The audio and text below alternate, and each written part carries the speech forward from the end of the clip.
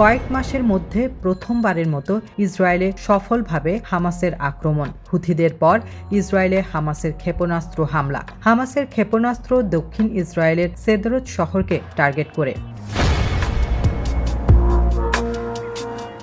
Times of ইন্ডিয়ার প্রতিবেদনে বলা হয়েছে, উত্তর গাজা থেকে সেদরত শহরের দিকে 2টি রকেট নিক্ষেপ করা হয়।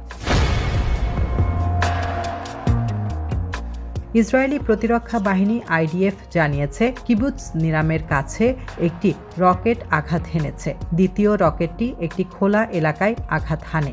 IDF দাবি করেছে, কোনো হতাহতের খবর পাওয়া যায়নি।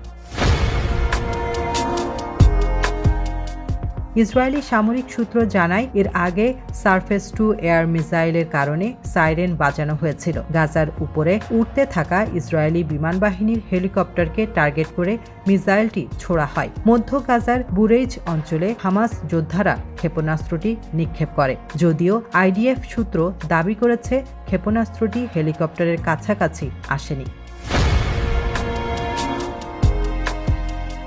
টাইমস অফ ইন্ডিয়ার সূত্রের বরাত দিয়ে জানিয়েছে, হেলিকপ্টারটি সফলভাবে আয়রন ডোম ডিফেন্স সিস্টেম দ্বারা সুরক্ষিত ছিল। ক্ষেপণাস্ত্রের গতিপথের কারণে সাইরেন বেজে ওঠে।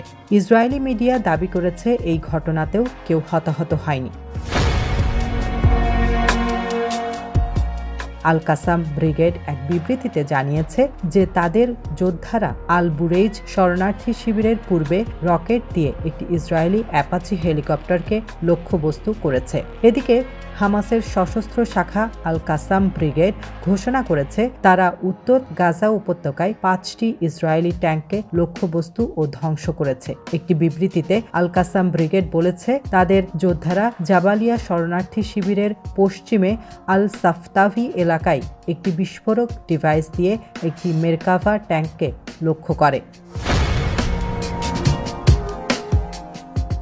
দ্বিতীয় বিবৃতিতে আল কাসাম ব্রিগেড যোগ করেছে, এর যোদ্ধারা পূর্ব জাবালিয়া শহরে বিস্ফোরক ডিভাইস দিয়ে আরও 4টি ট্যাঙ্ককে লক্ষ্য করে। হামাসের বিবৃতি নিয়ে ইসরায়েলি সেনাবাহিনী এখনও কোনো মন্তব্য করেনি।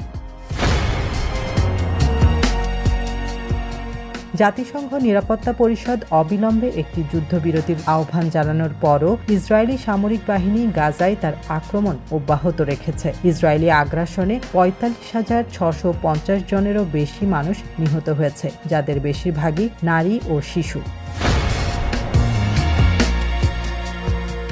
গত নভেম্বরে আন্তর্জাতিক অপরাধ আদালত গাজা যুদ্ধের সাথে সম্পর্কিত যুদ্ধাপরাধ এবং মানবতার বিরুদ্ধে অপরাধের জন্য ইসরায়েলের প্রধানমন্ত্রী বেনিয়ামিন নেতানিয়াহু এবং সাবেক প্রতিরক্ষা মন্ত্রী ইয়োভ গ্যালান্টের বিরুদ্ধে গ্রেপ্তারি পরোয়ানা জারি করেছে। এছাড়াও ইসরায়েল গাজায় তাদের কর্মকাণ্ডের জন্য আন্তর্জাতিক বিচার আদালতে গণহত্যার অভিযোগে মামলার মুখোমুখি হচ্ছে।